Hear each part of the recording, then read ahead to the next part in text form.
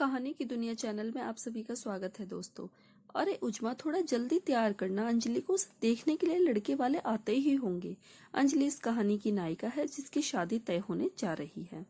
अंजलि घर की बड़ी लड़की और उजमा घर की छोटी लड़की है। दोनों बहनें हैं। अंजलि कॉलेज पूरा कर चुकी है और नौकरी की तलाश में है और उजमा ने अभी बोर्ड के एग्जाम दिए हैं। बस वो अपने परिणाम का इंतजार कर रही है। अंजलि अभी शादी नहीं करना चाहती थी क्योंकि उसके घर के हालात ठीक नहीं थे और पापा भी रिटायर्ड हो चुके थे, इसलिए उसे घर के हालातों को देखते हुए इस शादी के लिए हाँ बोलना पड़ा। आज उसे देखने के लिए एक रिश्ता आ रहा है जो पैसे से तो बहुत रईस है और पढ़े लिखे भी बहुत हैं, पर आज के दौर में अपना रुतबा भी बनाकर चलते हैं। बस कमी है तो सोच की। अरे अरे, बेवकूफ नहीं है वो, बस लड़कियों को लेकर अभी भी पुराने ख्यालों में जी रहे हैं कि बहू तो संस्कारी ही लाएंगे जो सुबह शाम हमारे आगे पीछे डोले। इसलिए तो अंजलि को देखने के लिए लड़के की माँ, दो भाभी, मामी, दादी, ननद, ननद की सहेली और तो और भाभियों की भाभी भी। हद है भाई। चलिए देखते हैं कि क्या अंजलि इनके संस्कारों पर खरी उतरेगी या इन्हें औरों के घर के भी भ्रमण करना होगा। सावित्री अंजलि की माँ है। अरे अंजलि के पापा, आप पता क्यों नहीं करते? इतनी देर क्यों लग रही है? अब तक तो आ जाना चाहिए था। जरा एक कॉल तो करके पता करिए। अरे अंजलि की माँ, तुम क्यों परेशान हो रही हो? आ जाएंगे वो लोग। और कुछ ही देर में बाहर से गाड़ी का हॉर्न सुनाई देता है। अरे उजमा, अंजलि को तैयार रखना, मैं बाहर जा रही हूँ उन्हें अंदर लाने के लिए। उजमा धीरे आवाज में बोलती है, जी माँ। फिर अंजलि के पापा और माँ दोनों ही लड़के वालों के स्वागत में लग जाते हैं। कुछ देर बैठने के बाद लड़के की माँ ने लड़की के बारे में पूछा तो अंजलि की माँ ने उसकी छोटी बहन उजमा से उसे बुलाने के लिए कहा। कुछ देर में सुंदर सी साड़ी पहन, लंबे बाल खोले, थोड़ी सहमी सी, हाथों में चाय की ट्रे लेकर बाहर आती है। अचानक इतने सारे लोगों को एक साथ देखकर अंजलि थोड़ा घबरा जाती है और उसके हाथ कांपने लगते हैं। तभी लड़के की भाभी बोल देती है कि क्या तुम्हें कोई बीमारी तो नहीं जिसके कारण तुम्हारे हाथ कांप रहे हैं? और ये अंजलि के लिए पहला ताना था उसके ससुराल की तरफ से। और फिर क्या, यहीं से तानों का सिलसिला शुरू हो गया। तभी घबराकर अंजलि की माँ ने बात संभालते हुए बोला कि अरे नहीं बेटा, बस लड़की है ना तो शादी की बात से थोड़ा घबरा गई है, बाकी लड़की हमारी बहुत अच्छी है। फिर अंजलि की माँ अंजलि की तारीफ के पुल बांधना शुरू करती हैं। पर गलती तो ये कर दी उन्होंने जो संस्कार ढूंढने वालों को पढ़ाई के बारे में बता दिया। पर उन्हें पढ़ाई से क्या मतलब, उन्हें तो घूंघट वाली बहू चाहिए। तभी लड़की की दादी ने बोला, जरा चल के तो दिखाना। अंजलि अंदर ही अंदर परेशान हो रही थी, ये सब क्या हो रहा है उसके साथ। पर माँ बाप चुप तो फिर अंजलि भी चुप। फिर अंजलि ने चलकर दादी को तसल्ली दी। फिर लड़की की बहन ने कुछ खाने की डिमांड की। मुझे तो होने वाली भाभी के हाथों से ही पकोड़े खाना है और सीखना भी है। अंजलि ये बात समझ गई थी कि उसे खाने बनाने की परीक्षा ली जा रही है, पर फिर वो चुपचाप रही। कुछ देर में अंजलि ने पालक के पकोड़े भी बनाकर सबको खिला दिए। सब तारीफ करते नहीं थक रहे थे, पर लड़के की माँ, उसे तो अभी भी तसल्ली नहीं हुई थी।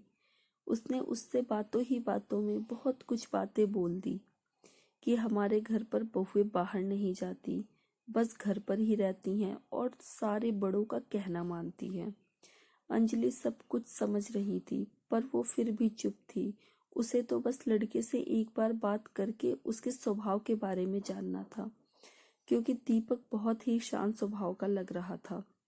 पर वो मन ही मन सोच रही थी कि पता नहीं ये मौका कब आएगा। फिर कुछ देर हुई, सबने अपने अपने तरीके से तसल्ली की। फिर लड़के के पिताजी ने जाने की बात कही। अंजलि एकदम से दंग रह गई कि अभी तो उसने दीपक को मन भर देखा भी नहीं है और वो उससे बात करना चाहती है, पर वो ये बात दीपक के परिवार के सामने नहीं बोल सकती थी। कि कहीं संस्कारों का अपमान ना हो जाए, इसलिए वो फिर से चुप रही और सब वहां से चले गए। अंजलि बहुत उदास हुई कि वो बस एक बार लड़के से मिलकर अपनी नौकरी की बात करना चाहती थी, पर ये भी ना हो सका। अंजलि की माँ ने उससे लड़के के बारे में बात की, तभी अंजलि की छोटी बहन बीच में बोल पड़ी कि जीजा ने तो उन्हें ढंग से देखा तक नहीं, तो शादी कहाँ से करेंगे। अंजलि की माँ भी बहुत अच्छे से लड़के के घर वालों की बात समझ रही थी, पर उनकी भी मजबूरी है कि अपनी बड़ी बेटी की शादी करना और अपने से ज़्यादा रईस और अच्छे परिवार में शादी करना तो हर माँ बाप का सपना होता है। इसलिए वो खुद के साथ अंजलि को समझाने लगी कि शादी से पहले ससुराल ऐसा ही होता है, पर शादी के बाद धीरे धीरे सब ठीक हो जाता है। तभी उजमा बीच में बोल पड़ी कि अगर नहीं हुआ तो अंजलि की माँ ने बोला कि अगर ठीक नहीं हुआ तो ठीक करना पड़ता है हर लड़की को, यही संस्कारी बहू के गुण हैं। फिर वो अंजलि से उसके जवाब की प्रतीक्षा करती है। अब अंजलि अपना क्या जवाब देगी, और क्या वो ऐसी संस्कारी बहू बनना चाहती है या नहीं। अंजलि की माँ, अरे तू कुछ बोलती क्यों नहीं है, कुछ तो बोल, क्या कमी है इस रिश्ते में। अगर इतना अच्छा रिश्ता ठुकरा दिया तो फिर दूसरा ऐसा रिश्ता नहीं मिलेगा, और अगर बार बार ना करती रही तो सब सोचेंगे कि लड़की में ही कोई खोट है, तभी इसकी शादी नहीं हो रही। और फिर अपनी छोटी बहन उजमा का तो सोच, उसके आगे तो पूरी जिंदगी पड़ी है। अंजलि शांत होकर अपनी माँ की इस रिश्ते के लिए सारी दलीलें सुनती रही। फिर भी वो चुप थी, पर वो मन ही मन सोच रही थी कि क्या सच में एक लड़की होना इतना मुश्किल होता है कि अपनी माँ से ही दिल की बात ना कही जा सके। वो अपनी माँ से कहना चाहती थी कि माँ, मैं ये शादी नहीं करना चाहती, वो यहीं रहकर नौकरी करना चाहती है और घर का ख्याल भी रखना चाहती है, पर वो परिवार जहाँ संस्कारों का इतना बोलबाला है कि वहाँ उसे बिना संस्कारों के सांस भी नहीं लेने दिया जाएगा। वो रो रो कर कहना चाहती थी कि नहीं माँ, मुझे यह शादी नहीं करनी, पर उसने माँ की सारी दलीलें सुनने के बाद अपना चुप रहना ही सही समझा और हाँ में सिर हिला दिया। पर वो एक बात बोले बिना ना रह सकी। उसने अपनी माँ से लड़के से एक बार मिलने की बात कही, पर उसकी माँ ने यहाँ भी दलीलें सुनानी शुरू कर दी कि तू पागल हो गई है क्या, और ये बात उनसे ना बोल देना। देख कितने संस्कारी लोग हैं, और फिर तू भी किस्मत वाली है जो पहली बार में ही लड़का देखने को मिल गया, नहीं तो हमारे जमाने में शादी के बाद ही पता चलता था कि आखिर शादी किससे हुई है, और जोर जोर से हंसने लगती हैं। अंजलि भी ये बात अच्छे से समझ गई थी कि उसकी माँ सिर्फ ये बात उसे बहलाने के लिए बोल रही हैं कि कहीं रिश्ता ना टूट जाए, इसलिए वो फिर से चुप थी। कुछ दिनों बाद शादी का दिन करीब आ गया, तो अब लड़के वालों ने सोचा कि क्यों ना संगीत का अच्छा सा कार्यक्रम रखा जाए, जिससे लड़की के कुछ और संस्कार देखने को मिल जाएंगे। आखिर वो इस घर की नई बहू बनने वाली है, अच्छी तरह से जांच परख कर ही लाएंगे। फिर ये बात जब अंजलि के घर वालों को पता चलती है तो वो सब तैयारी में लग जाते हैं। उजमा तो आज के फैशन के कपड़े ढूंढने में लग गई, पर अंजलि तो कुछ और ही सोच रही थी। उसे तो अपने भविष्य की चिंता थी, क्योंकि वो एक ऐसे घर की बहू बनने जा रही थी जहां संस्कारों के नाम पर किसी लड़की के सम्मान के साथ पल पल खेला जा रहा था। इसलिए वो सोच रही थी कि एक बार लड़के से मिलकर वो अपनी नौकरी की बात कर ले, तो फिर उसे कोई समस्या नहीं होगी इस शादी से। पर लड़के से मिल पाना बहुत मुश्किल था अंजलि के लिए। एक पल को अंजलि के मन में ये भी ख्याल आया कि कहीं लड़का भी तो अपने परिवार वालों जैसा नहीं है, क्योंकि आजकल के लड़के तो शादी लगते ही फोन करने लगते हैं और बाहर मिलने लगते हैं, पर मेरे साथ तो ऐसा कुछ भी नहीं हो रहा। पर हो सकता है कि वो कुछ ऐसा चाहते हों, पर वो अपने घर वालों के डर से कुछ ना कर रहे हों। आखिर वो भी शांत ही दिखते हैं। पर चलो कोई बात नहीं, आज मौका है, आज शायद बात बन जाए। और वो मन ही मन खुश हो जाती है। पर अचानक से उसके घर की घंटी बजती है और अंजलि की माँ दरवाजा खोलती है और देखती है कि लड़के की बहन के साथ उसकी भाभी भी आई हुई है। अरे आप लोग अंदर आइए, बताया नहीं कि आप लोग आने वाले हो। तभी लड़के की भाभी ने तीखे स्वर में बोली, अगर बता देते तो कैसे पता चलता कि हमारी होने वाली देवरानी आखिर हमारे पीठ पीछे करती क्या है। और जोर जोर से दोनों हंसने लगती हैं। तब अंजलि की माँ बात को संभालते हुए बोलती हैं, अरे नहीं नहीं, ऐसा बिल्कुल भी नहीं है। वो संगीत के लिए क्या पहनना है, इसके लिए भी दुकान नहीं गई। वो उजमा है ना, वही लाई है अपनी पसंद का।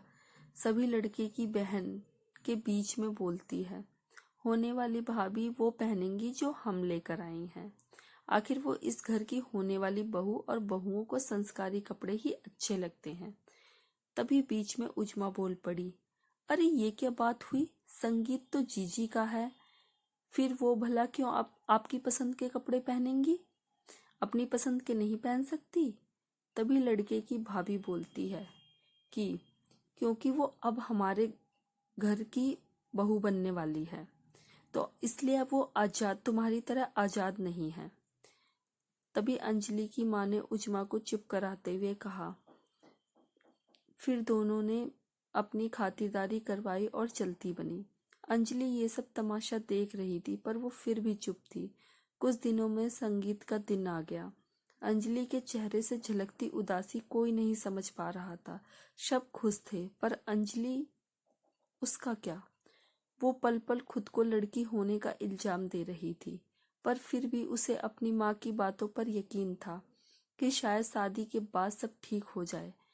पर आज दिन अंजलि के लिए बहुत भी बुरा होने वाला था, शायद इतना कि वो इस शादी से इनकार कर दे। आखिर संगीत के दिन ऐसा क्या हुआ कि अंजलि के साथ उसकी बची उम्मीदों ने भी दम तोड़ दिया।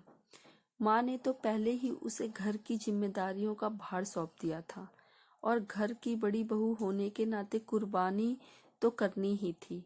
वो पल पल अपने साथ हो रहे अन्याय के लिए खुद को ही कोस रही थी, पर कहीं ना कहीं उसने दीपक से कई उम्मीदें लगा रखी थी, क्योंकि जिस घर में उसे बहू के नाम पर संस्कारों का जीता जागता पुतला बनाया जा रहा था, आखिर उस घर के कुछ संस्कार तो लड़के में भी होंगे। उसे ससुराल में किसी से कोई शिकायत नहीं थी, बस उम्मीद थी तो दीपक से। कुछ दिनों में संगीत का दिन आ जाता है। घर में चारों तरफ खुशी का माहौल था। अंजलि के ससुराल वाले भी आ चुके थे, बस इंतजार था तो दीपक का। कुछ ही देर में अंजलि की सास ने बहुत ही भारी स्वर में बोला कि अरे बहू को तो ले आओ, हम भी तो देखें कि होने वाली बहू ने कितना हमारे घर के संस्कारों का मान रखा है और सजने संवरने में वो कैसी लगती है। फिर अंजलि की छोटी बहन उजमा अंजलि को लेकर आ जाती है। अंजलि ने संस्कारों का जैसे पाठ ही पढ़ डाला हो। हर बात का ख्याल, धीरे धीरे चलना, चुनरी को लिहाज के साथ ओढ़ना, कपड़ों का डिजाइन, तो ऐसा ही उसको खुद को सांस लेने के लिए ऑक्सीजन की जरूरत ना पड़ जाए। ऐसे खुद को छुपा रखा था कि वो करती भी क्या, बात संस्कारों की जो थी। पर कहते हैं ना, कमी निकालने वाला कहीं से भी कमी निकाल लेते हैं, और ये हुआ भी यही। अंजलि के साथ उसकी दादी सास ने तुरंत ही टोक दिया कि अरे होने वाली बहू ने तो सिर पर पल्ला रखा ही नहीं है, बेशर्मी की भी हद होती है, अपने बड़े बूढ़ों के सामने ऐसे ही सीना चौड़ा करके चली आई है। अंजलि ने मन में सोचा, हे भगवान, अभी यह भी परीक्षा देनी थी मुझे, और उनका हंसता हुआ चेहरा मुरझा जाता है। इस सर ना ढकने की वजह से 30 मिनट तक अंजलि को अच्छा खासा भाषण सुनाया जाता है। और बात तब खत्म हुई जब अंजलि ने सर को काफी अच्छे से ढककर माफी मांग ली। अंजलि अंदर ही अंदर टूट रही थी कि एक लड़की होने की क्या इतनी महंगी कीमत चुकानी पड़ती है।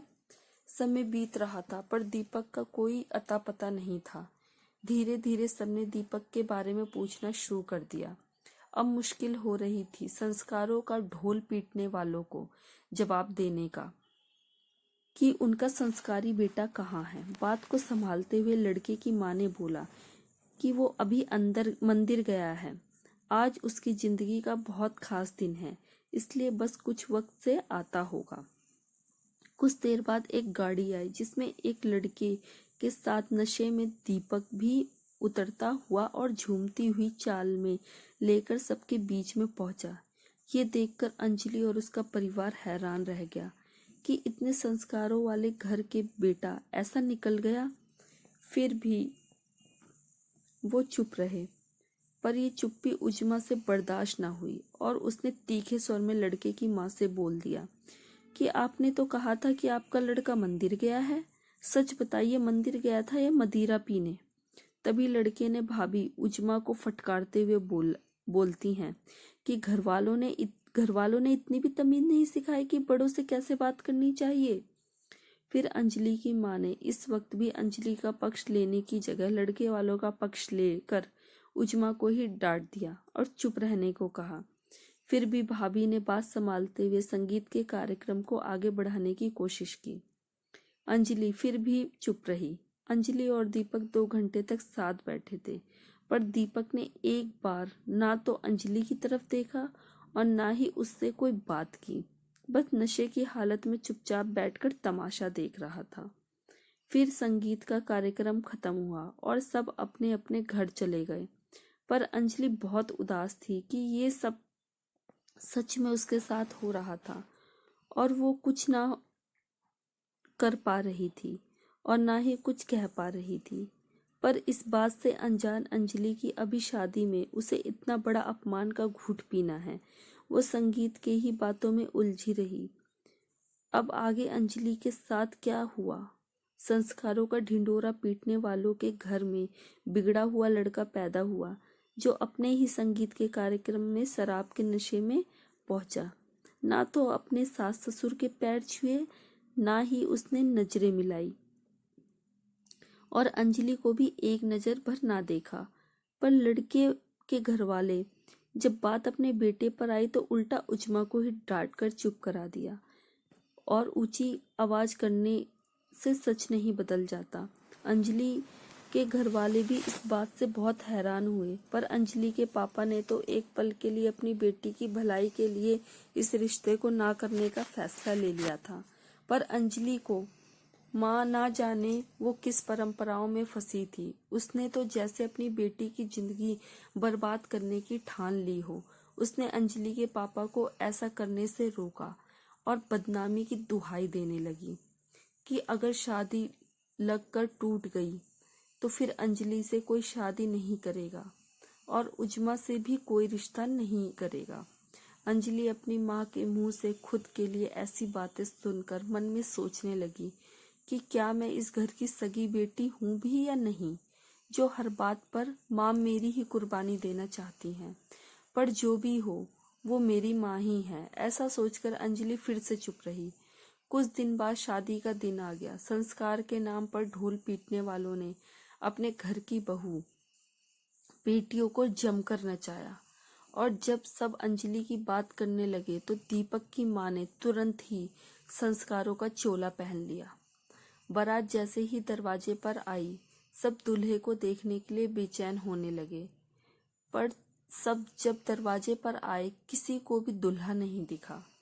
तब अंजलि के पापा ने का धैर्य खोते हुए बोले कि बहन जी, संगीत की बात समझ में आती है कि आपका बेटा किसी काम में फंसा हुआ हो सकता है, पर भला आज का दिन, आज उसकी शादी है और उसके लिए अपनी शादी से ज्यादा जरूरी और क्या काम हो सकता है भला?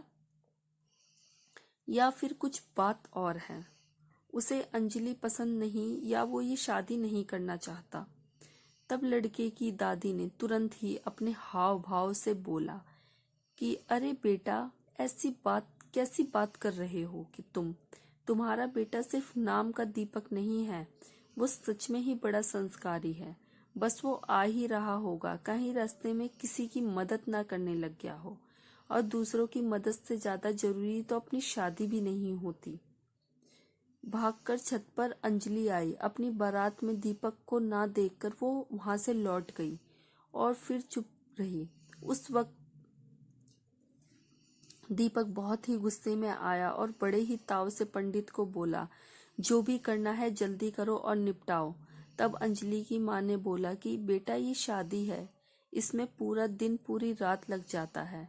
ऊपर से हम हिंदू हैं तो हमारे धर्म में तो बहुत सारे रीति रिवाज होते हैं जिनका अपना ही महत्व है। तब दीपक की भाभी ने बात को संभालते हुए कहा कि अरे आंटी जी, दीपक का ये मतलब नहीं था, आज उसकी तबीयत ठीक नहीं है तो बस ऐसे ही बोल दिया होगा उसने। इसके बाद शादी की सारी रस्में हुई। सुबह का वक्त हुआ। अब अंजलि को विदा करने का वक्त हो चला। ना जाने क्यों अंजलि को आने वाले तूफान की आहट हो रही थी। वो बार बार बस अपनी माँ से यही बोले जा रही थी कि माँ, मुझे जल्दी जल्दी घर बुला लेना। सबकी आंखें नम थी, पर दीपक उसे ना जाने किस बात की जल्दी थी।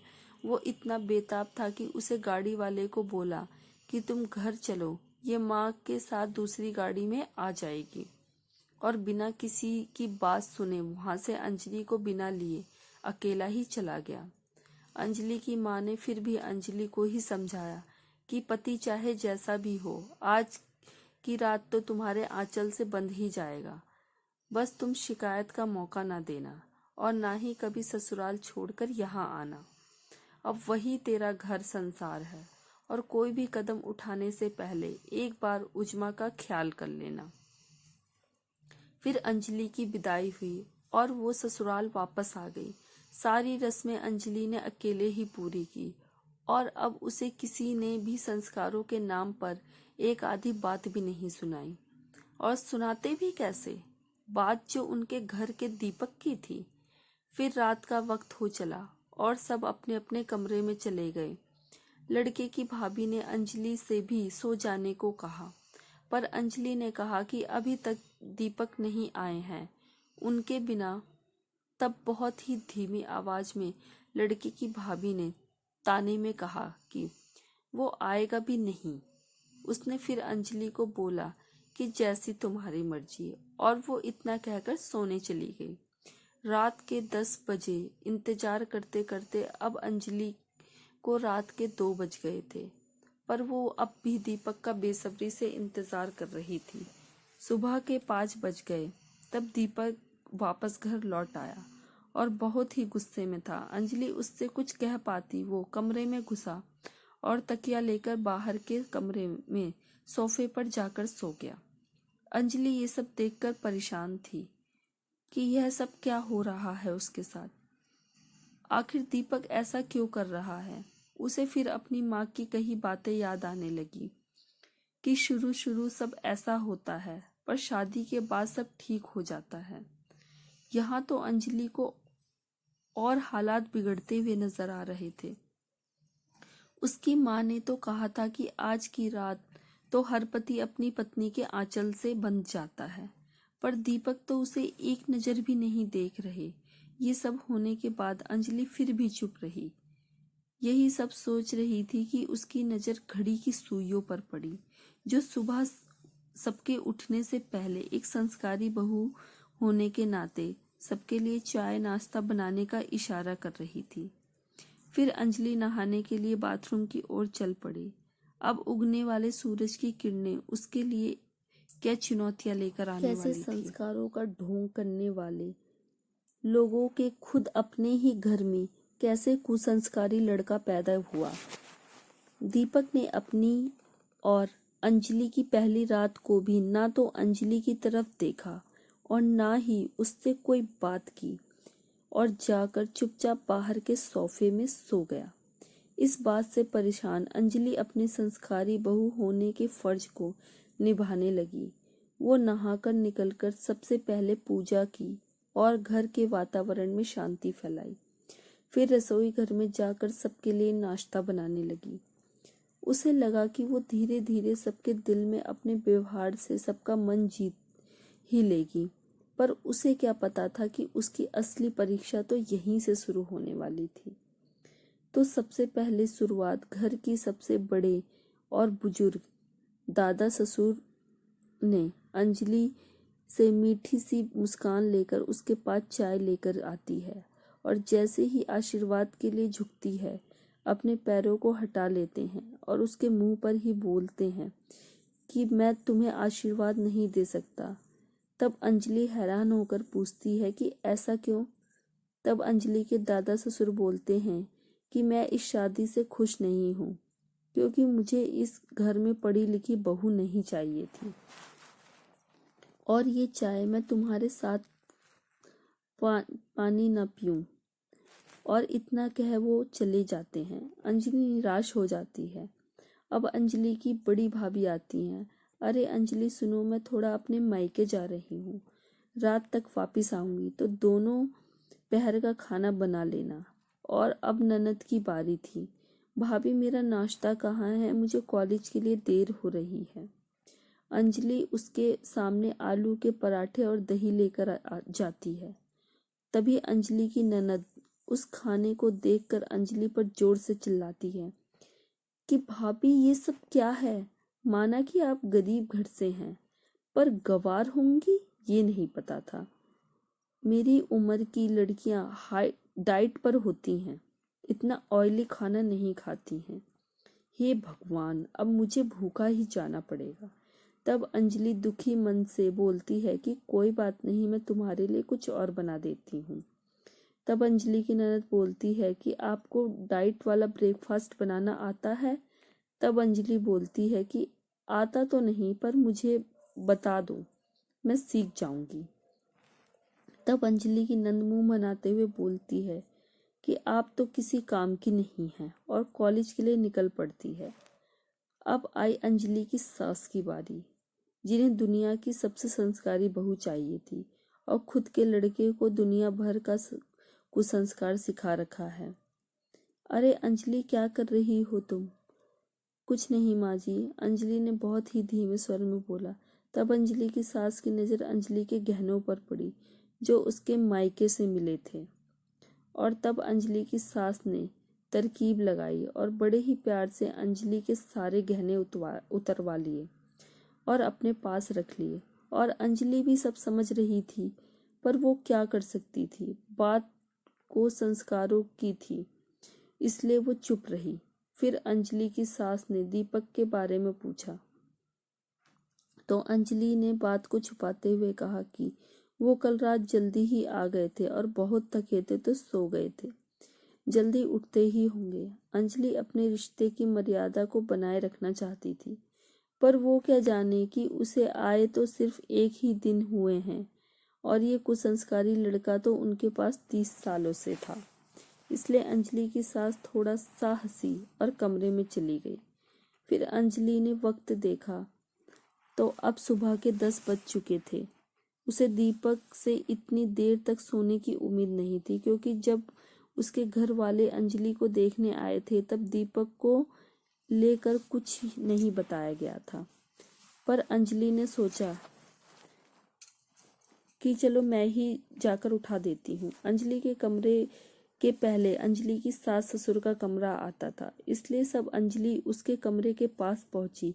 तभी अंजलि के ससुर सीधा आकर अंजलि के सामने खड़े हो गए। यूं अचानक से अंजलि उन्हें देखकर डर गई। फिर उनसे आशीर्वाद लेने के लिए जैसे ही झुकी तो अंजलि के ससुर ने बहुत ही गंदे तरीके से अंजलि की बाजुओं को पकड़ा ही नहीं, जकड़ लिया। अंजलि को ये छुअन बहुत ही अजीब लगी और वो तुरंत थोड़ा पीछे चली गई और अंजलि ही अपने कमरे की तरफ भाग खड़ी हुई। अंजलि का ससुर नियत का बहुत ही गिरा हुआ इंसान था और ये शादी भी उसकी मर्जी से ही हुई थी, क्योंकि अंजलि देखने में बहुत सुंदर थी, सादगी भी बहुत थी। बस यही बात अंजलि के ससुर के दिल में बस गई और वो अंजलि का शिकार कर सके, इसलिए अंजलि को अपनी बहू बनाकर ले आया, क्योंकि वो तो अपने बेटे की हरकत से बहुत अच्छे से वाकिफ था। जब अंजलि कमरे में पहुंची तो वो रोना शुरू कर दी। कोई भी औरत अपनी मर्जी के खिलाफ अपने आप को छूना तो दूर देखना तक पसंद नहीं करती। और फिर तो ये दीपक के पिताजी थे, मतलब कि अंजलि के भी पिता समान हुए।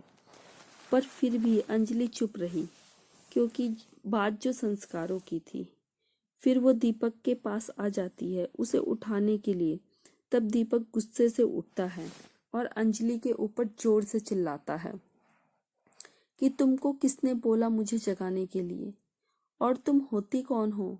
तुम सिर्फ इस घर की बहू हो, मेरी बीवी तुम कभी नहीं बन सकती। इतना कहकर वो दूसरे कमरे में चला जाता है। इतना सुनकर अंजलि के होश उड़ जाते हैं। उसे यकीन नहीं होता कि जिस दीपक के भरोसे वो आई थी वो ही उसका असली दुश्मन निकलेगा। हे भगवान, ये क्या हो रहा है मेरे साथ? मैंने कौन से गुनाह किए थे जो मुझे ऐसी सजा दी? फिर दोपहर का वक्त हो चला। अंजलि रसोई घर पर अपने बचे हुए काम निपटा रही थी कि तभी अंजलि के ससुर की नजर अंजलि की पतली कमर और गिरते हुए आंचल पर पड़ती है और उससे रुका नहीं गया। वो सीधा रसोई घर में घुस गया और अंजलि को पीछे से पकड़ लिया और अंजलि को धमकी दी कि अगर उसने चिल्लाया या किसी को भी कुछ भी बताया या इसके बारे में बताने की कोशिश भी की तो वो इसे इस घर से निकाल देगा और फिर उसकी बहन से कोई भी शादी नहीं करेगा और उसके माँ बाप इस अपमान से जिंदा नहीं रह पाएंगे और कोई भी अंजलि की इस बात पर यकीन भी नहीं करेगा। इसलिए अंजलि ने चिल्लाने की कोशिश भी नहीं की। वो चुपचाप एक पुतले की भांति खड़ी रही और जैसे ही ससुर अपनी मनमानी कर पाता वैसे ही भगवान की कृपा से तभी अंजलि की सास अंजलि को जोर जोर से आवाज लगाने लगी और ससुर को दुम दबाकर भागना पड़ा। अंजलि बिना किसी से कुछ बोले, बिना कुछ खाए, बिना कुछ पिए चुपचाप अपने कमरे में चली गई और रोने लगी कि ऐसा नहीं हो सकता मेरे साथ। वो एक पल को मरना चाहती थी। उसने कोशिश भी की पर अचानक से अंजलि को अपने माँ बाप और उज्मा का ख्याल आया। फिर वही बदनामी का खौफ, इसलिए वो फिर से चुप रही। रात को जब नशे में धुत होकर दीपक घर आया तो अंजलि ने दीपक से बात करने की ठानी। पर ये क्या सही फैसला था? एक बेटा जो अपनी बीवी से बिल्कुल भी प्यार नहीं कर सकता, उसकी कदर नहीं करता, वो अपने पिता के खिलाफ क्या ये सुन पाएगा? क्या उसका यकीन करेगा? या अंजलि के आने वाले पल और भी दर्दनाक हो जाएंगे? अंजलि अपने स्वाभिमान के साथ हो रही हरकतों से परेशान होकर अब अपने ससुर का सच, जो दीपक के पिता भी थे, सामने लाने की ठान ली थी। उसे अभी भी दीपक से बहुत उम्मीदें थी कि दीपक उसकी बात का यकीन करेगा और अपने पिता के खिलाफ आवाज उठाएगा। रात को जब दीपक घर आता है और वो फिर वही करता है, तकिया उठाई और दूसरे कमरे में चला गया। तभी अंजलि ने दीपक को रोकते हुए कहा, सुनिए, मुझे आपसे बहुत जरूरी बात करनी है। पर दीपक गुस्से से बोलता है कि मुझे तुम्हारी किसी बात से कोई मतलब नहीं है। तब अंजलि रोने लगती है और बहुत दर्द भरी आवाज में बोलती है कि हो सकता है कि आप इस शादी से खुश ना हो और ये भी हो सकता है कि मैं आपको पसंद ना हूँ, पर आप मानो या ना मानो, मैं तो हूँ तो आपकी पत्नी ही ना। यह सच तो आप भी नहीं ठुकरा सकते। एक पति अपनी पत्नी से चाहे कितना ही नापसंद क्यों ना हो, पर उसकी इज्जत से खेलने वालों को कभी माफ नहीं कर सकता। तभी दीपक बहुत ही हल्के तरीके से इस बात को लेकर बोलता है कि तुम बच्ची तो हो नहीं कि खुद अपनी रक्षा का ध्यान नहीं रख सकती हो, और अभी तक मैंने ही तुम्हारी इज्जत की रक्षा की है, जो अब करूं? अंजलि को ये सुनकर जैसे होश ही उड़ गए। एक पति अपनी पत्नी की इज्जत को लेकर ऐसा कैसे सोच सकता है?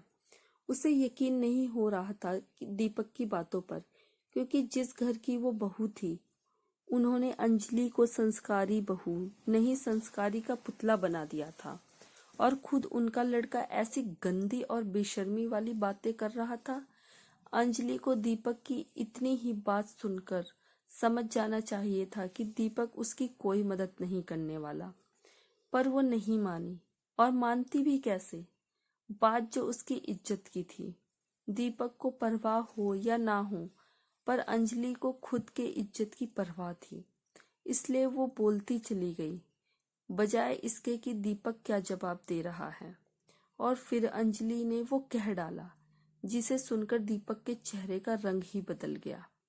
वो गुस्से से लाल हो चुका था, और जैसे ही अंजलि ने उसके पिता का नाम लिया, वो अपना गुस्सा काबू में ना कर सका और झुंझलाकर अंजलि को इतना मारा कि अंजलि की चीखें घर के हर कमरे में सुनाई देने लगी। बड़ी भाभी ने तो बोला कि चलो हमारे बाद इसका नंबर आया। ननद ने बोला चलो इनकी तो आज भैया ने बोहनी ही कर दी, अब रोज ही मार कुटाई होगी इनकी। और सास ने बोला कि इस लड़की में जरा भी संस्कार नहीं है। कौन पति अपनी पत्नी को नहीं मारता, पर पत्नी को अपनी मर्यादा में रहना चाहिए। इतनी जोर जोर से नहीं चिल्लाना चाहिए, कॉलोनी वाले क्या सोचेंगे हमारे बारे में। फिर अंजलि के ससुर ने कहा, अरे आज इसका पहला दिन है, धीरे धीरे आदत हो जाएगी बेचारी की।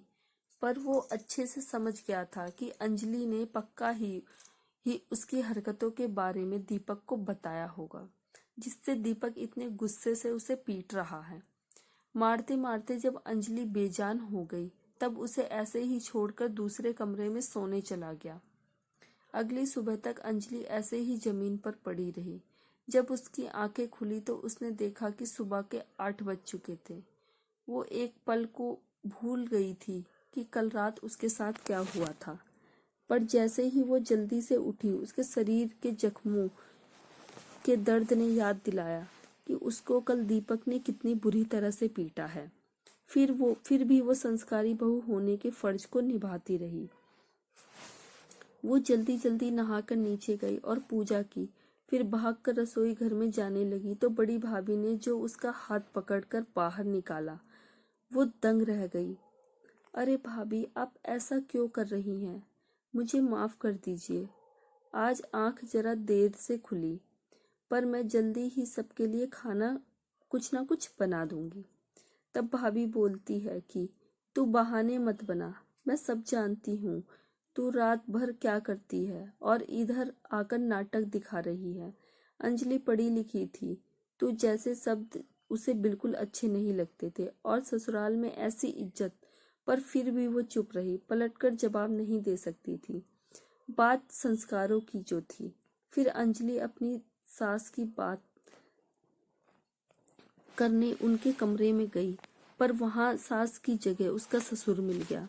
अंजलि उन्हें देखकर डर गई और जैसे ही वो भाग पाती, उसने फिर से अंजलि को दबोच लिया और उसके साथ जबरदस्ती करने लगा और उसके जख्मों को और भी कुरेदने लगा।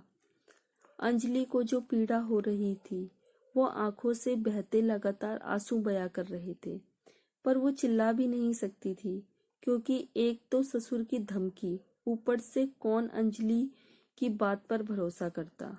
और वैसे भी अंजलि का ससुर कहाँ मानने वाला था। ये शादी आखिर उसने करवाई ही अपने लिए थी। फिर जैसे तैसे कर अंजलि उसके चुंगल से भाग गई। वो भागते भागते घर के बाहर निकल गई और अपने घर की तरफ चलने लगी। उसने ठान लिया, नहीं, ये सब वो अपने साथ नहीं होने दे सकती।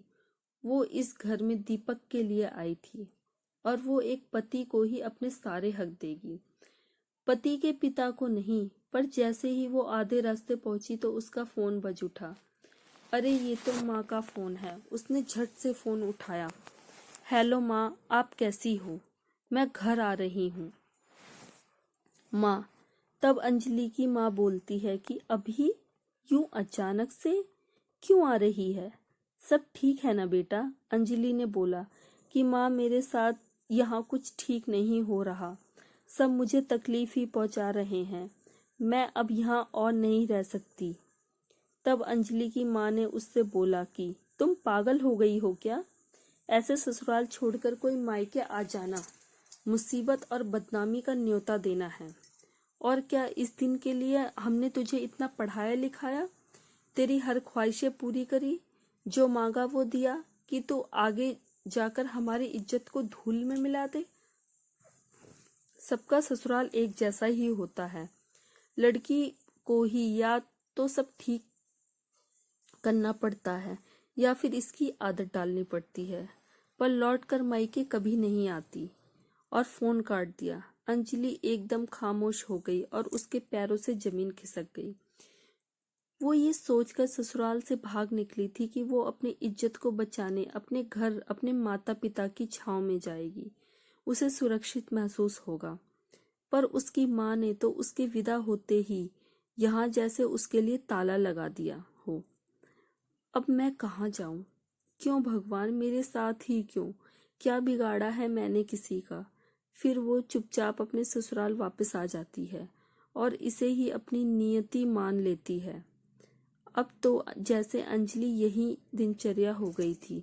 सुबह जल्दी उठकर सबके लिए चाय नाश्ता बनाना, घर के सारे काम अकेले ही करना, फिर मौका मिलते ही ससुर का अंजलि पर गंदी नजर डालना, और बचा हुआ दीपक पूरा कर देता था, उसे मार मार कर अधमरा कर देता था। अंजलि को जैसे संस्कारों ने जिंदा लाश बना दिया था। उसे कोई मर्द देख भी लेता तो वो सहम जाती थी, कहीं ये भी तो मेरे साथ। फिर भागकर अपने कमरे में घुस जाती और अकेले ही घंटों तक रोती रहती। अंजलि को लगा कि अब उसके साथ इससे भी बुरा क्या हो सकता है, पर अंजलि यहाँ भी गलत साबित हुई। अभी और भी बुरा होना बाकी था। अंजलि के साथ एक ऐसी रात आने वाली थी उसकी जिंदगी में जिसकी उसने कल्पना कभी सपने में भी नहीं की थी। क्या उस रात अंजलि के साथ क्या हुआ? कैसे संस्कारों के नाम पर अंजलि के वजूद का खून हो रहा था? सच ही कहते हैं कि एक लड़की का ना तो मायका होता है घर, और ना ही ससुराल होता है उसका घर। अंजलि 25 सालों तक अपने माता पिता के घर पर ही रही, पली बढ़ी, दोनों के सुख की छांव में रही, कलेजे का टुकड़ा थी। फिर शादी से सब कुछ बदल क्यों गया? क्यों माँ की खुद के कोख से जन्मी लड़की किसी और की हो गई, और मायके से तो उसका नाता ही तोड़ दिया गया। खैर, बात करते हैं अंजलि की। अभी और क्या बचा था उसकी जिंदगी में इससे भी ज्यादा बुरा होने को? रोज की तरह अंजलि अपने सारे काम कर बचे हुए छोटे मोटे काम निपटा रही थी कि आज उसकी तबीयत कुछ ज्यादा ही खराब थी। उसने सुबह से खाना नहीं खाया था। मायका होता तो सब आगे पीछे लग जाते, पर ये तो ससुराल है, यहाँ तो बहू को ही सारे संस्कार अपनाने होते हैं। रात के 11 बज चुके थे। अंजलि बहुत थक गई थी, शायद इतनी कि अब वो बेजान सी हो रही थी। थोड़ी हिम्मत कर वो जैसे तैसे अपने कमरे में पहुंची और चुपचाप जाकर बिस्तर पर लेट गई। तभी नशे में डूबा दीपक कमरे में आता है और ना जाने किस बात पर बहुत ही बौखलाया हुआ होता है। वो इतनी नशे में होता है कि ना तो उसे अच्छे से चला जा रहा था और ना ही कुछ साफ दिखाई दे रहा था। उसने अंजलि को बिस्तर पर लेटा हुआ देखा तो उसके पास जाकर लेट गया। अंजलि भी सो रही थी। फिर अचानक से उसकी नींद खुली तो वो बहुत डर गई। उसे लगा कि कहीं फिर से दीपक के पिता तो नहीं है, पर वो जब पलट कर देखती है तो उसे दीपक दिखता है। वो उसे देखकर खुश तो बहुत होती है, पर साथ में उसे आश्चर्य भी होता है कि आज यूं अचानक दीपक इतने करीब कैसे आ गया। पर वो इतनी थकी थी, उसने दीपक से कुछ ना पूछा ना कहा, बल्कि वो खुश हुई कि उसकी जिंदगी में शादी के बाद कुछ तो अच्छा हुआ। वो दीपक को इतने करीब देखकर बहुत खुश हुई। शादी की पहली रात जब दीपक उससे मुंह मोड़कर दूसरे कमरे में जा सो गया था, आज इतने दिनों बाद वो मुकम्मल होने जा रही थी। पर अचानक से दीपक के जुबान से कुछ ऐसा निकल गया जिसे सुनकर अंजलि के एक बार फिर से होश उड़ गए। अंजलि ने सोचा था कि शादी के इतने दिनों बाद ही सही, पर दीपक ने उसे अपना लिया है। पर वो कैसे भूल गई कि ये रात अगर मुकम्मल हुई भी है तो दीपक के नशे में। और फिर दीपक को मेरे साथ होने पर मेरा नाम लेना चाहिए। फिर ये अपर्णा कौन है? दीपक के साथ अपनी पहली रात में किसी और लड़की का नाम सुनने के बाद भी अंजलि चुप रही, पर उसने अपने मन में ठान लिया था कि वो इस अपर्णा के बारे में पता करके ही रहेगी। फिर अगली सुबह दीपक ऑफिस के लिए निकल जाता है और उसके पीछे पीछे अंजलि भी निकल पड़ती है। जैसे ही अंजलि दीपक का पीछा करती है तो दीपक ऑफिस जाने से पहले एक घर की तरफ जाता है। अंजलि भी उसके पीछे उस घर की तरफ पहुंच जाती है। अंजलि देखती है कि उस घर में एक औरत अकेली रहती है। फिर दीपक कमरे में अंदर चला जाता है। फिर अंजलि बात की सच्चाई जानने के लिए उस घर के अंदर तो नहीं जा पाती, पर जिस कमरे में दीपक और वो लड़की साथ होते हैं वहां की एक खिड़की में खड़े होकर सारा तमाशा चुपचाप देखती है। वो लड़की दीपक की बाहों में होती है और दीपक भी उसे प्यार भरी नजरों से देखता है। वो बहुत देर तक आपस में बातें करते हैं। फिर दोनों ही घर से निकलकर दीपक के ऑफिस के लिए निकल चलते हैं। अंजलि फिर से उनका पीछा करने लगती है, पर उसके मन में ये बात तो साफ हो गई थी कि दीपक इसलिए उसे पसंद नहीं करते क्योंकि उनका इस लड़की के साथ कोई चक्कर चल रहा है, और शादी तो सिर्फ घर वालों के कहने पर की है। अंजलि अंदर ही अंदर रोती है। उसे ये सब देखकर यकीन नहीं हो रहा हो जैसे कि कितना कुसंस्कारी लड़का पैदा हो गया है, जिसके घर वालों ने तो मुझे संस्कार के नाम का पुतला ही बना दिया। और ये दीपक, यकीन नहीं हो रहा। फिर दीपक और वो लड़की ऑफिस पहुंच जाते हैं और दोनों एक दूसरे का हाथ पकड़े हुए ऑफिस के अंदर चले जाते हैं। फिर अंजलि भी जैसे ही ऑफिस पहुंचती है और अंदर जाने लगती है, तब वहां का नौकर उससे पूछता है कि मैडम आप कौन? तब अंजलि उससे बताती है कि मैं दीपक सर की पत्नी हूँ। और वो जोर से हंसता है और उसे बोलता है कि क्या मैडम, आपने सुबह से ही चढ़ा रखी है क्या? कोई जरूरी काम हो तो बताओ, नहीं तो चलते बनो। तब अंजलि फिर से उसे गुस्से से बोलती है कि मैं दीपक सर की पत्नी हूँ जो अभी अंदर गए हैं। तब नौकर भी गुस्से में बोलता है कि हाँ, वही दीपक सर हैं जो अंदर गए हैं, पर अपनी पत्नी अपर्णा मैडम के साथ।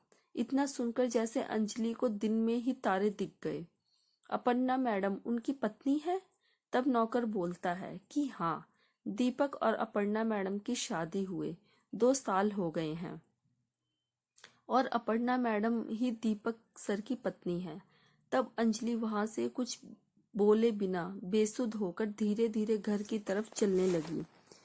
वो समझ नहीं पा रही थी कि अब वो क्या करे। इतना कम दुख कम था उसकी जिंदगी में जो अब ये भी। और लड़की के साथ चक्कर तो मान सकती हूँ, पर पत्नी, वो भी 2 साल से, मतलब कि मैं इसकी दूसरी पत्नी हूँ। पर अगर ऐसा ही करना था तो दीपक को उन्हें मुझसे शादी करने की जरूरत क्यों की? मेरी जिंदगी क्यों बर्बाद की? और अब क्या होगा मेरा? ना तो अब मैं मायके की हूँ और ना ही ससुराल की, और ना ही अब दीपक की रही। अब आगे अंजलि क्या फैसला लेती है या फिर वो चुप रहती है। अंजलि की जिंदगी में एक के बाद एक धोखों ने लड़ी लगा दी। वो एक गम को भूल नहीं पा रही थी कि दूसरा पहले से ही बिना बताए उसके पास आ जाता है।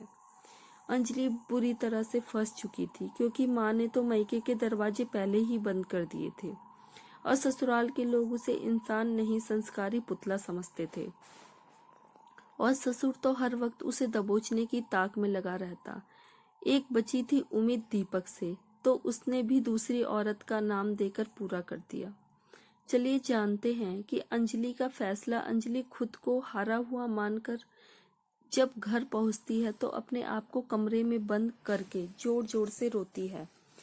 उसकी आवाज हर कोई सुन सकता है, पर भला अंजलि की चिंता किसे थी? उन लोगों ने तो जैसे सुनना ही भी बंद अनसुना कर दिया था। फिर जैसे तैसे अंजलि ने खुद को संभाला और दीपक से साफ साफ बात करने की सोची। रात का वक्त हुआ। दीपक कमरे में आया और फिर तकिया उठाया और बाहर की तरफ चलने लगा। तभी अंजलि ने उससे पूछा कि ये अपर्णा कौन है। अपर्णा का नाम अंजलि के मुंह से सुनकर दीपक के तो जैसे चेहरे के रंग ही उड़ गए। दीपक ने बात को घुमाते हुए कहा, कौन अपर्णा? किसकी बात कर रही हो तुम? तब अंजलि ने बोला कि वही अपर्णा जिसके साथ आप रोज ऑफिस जाते हैं।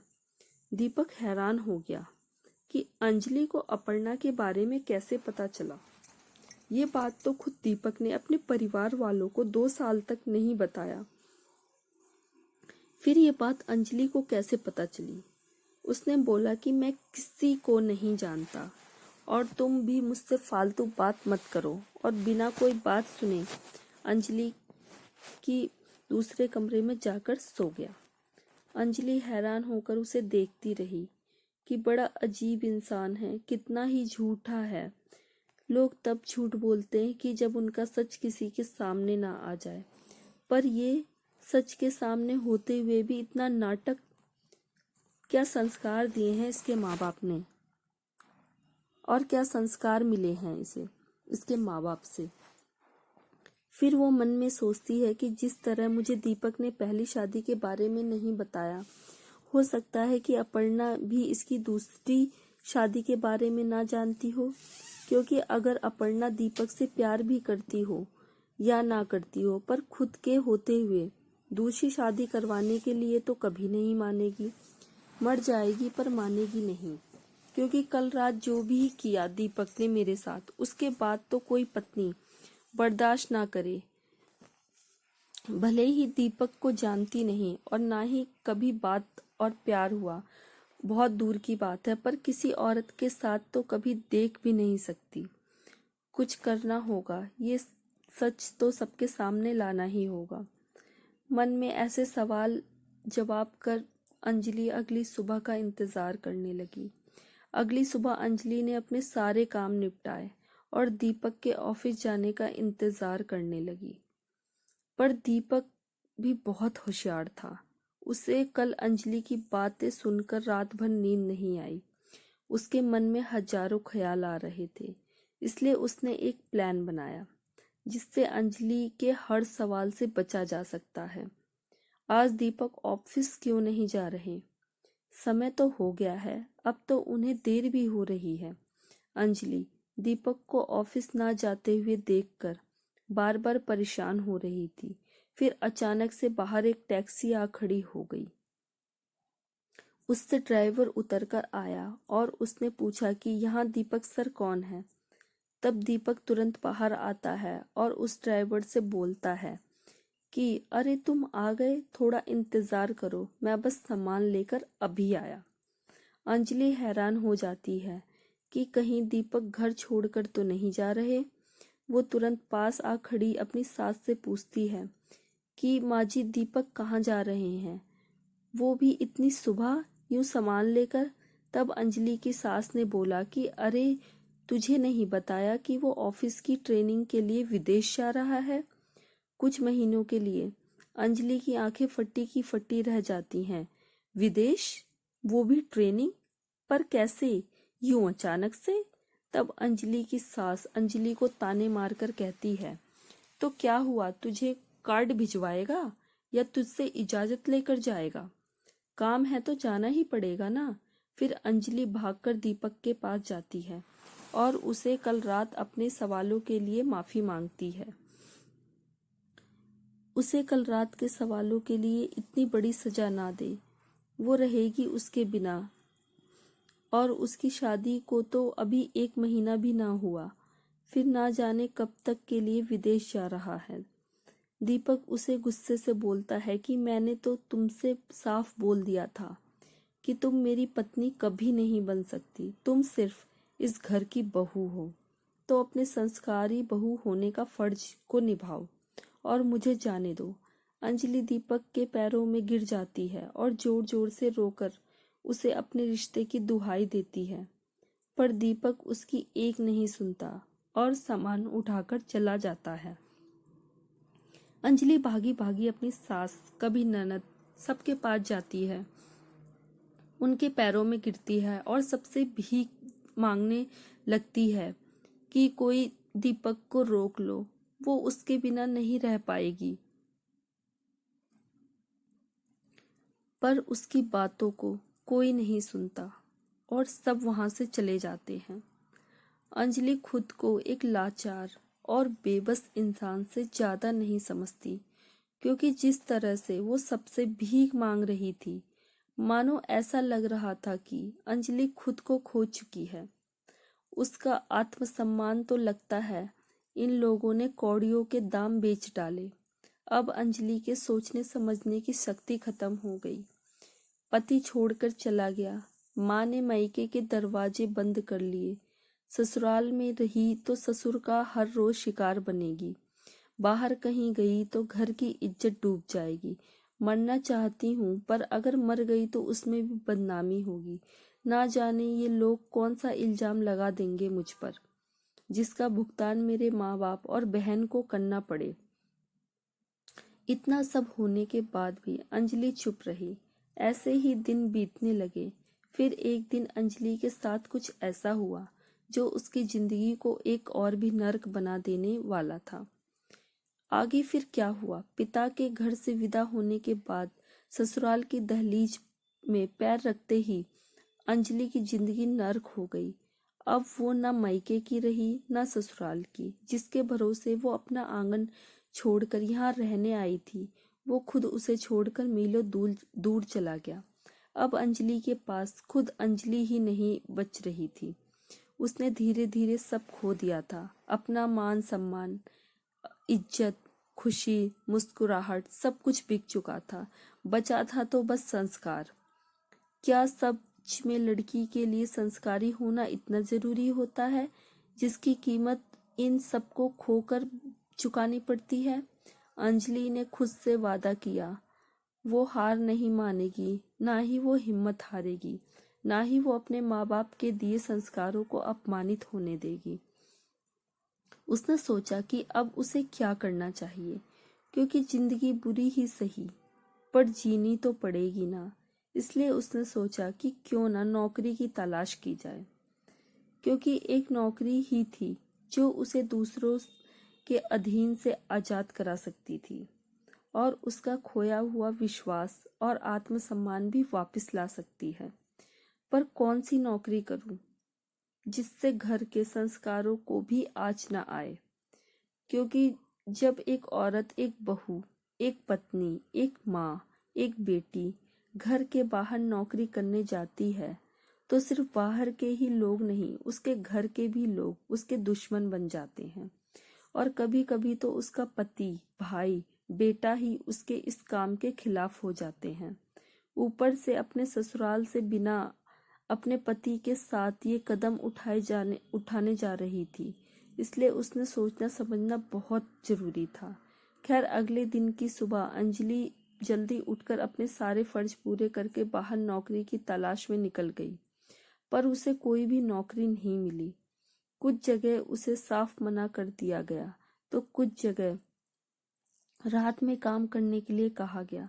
पर एक संस्कारी बहू के लिए रात में काम करना, अरे ऐसा तो किसी भी बहू के लिए नहीं है। तो फिर संस्कारी हजारों सवालों के साथ साथ हजारों पहरे भी खड़े हो जाएंगे। अंजलि धीरे धीरे अब टूटने लगी थी। पर कहते हैं ना, जब भगवान सारे दरवाजे बंद करते हैं तो एक उम्मीद की किरण कहीं ना कहीं से दिखाई ही देती है। उसे एक स्कूल दिखा जहां उसे एक शिक्षिका की नौकरी पर रख लिया गया, जो संस्कारी बहू होने के फर्ज के अंदर ही था। पर अंजलि के मन में ये सवाल बार बार आ रहा था कि वो इस स्कूल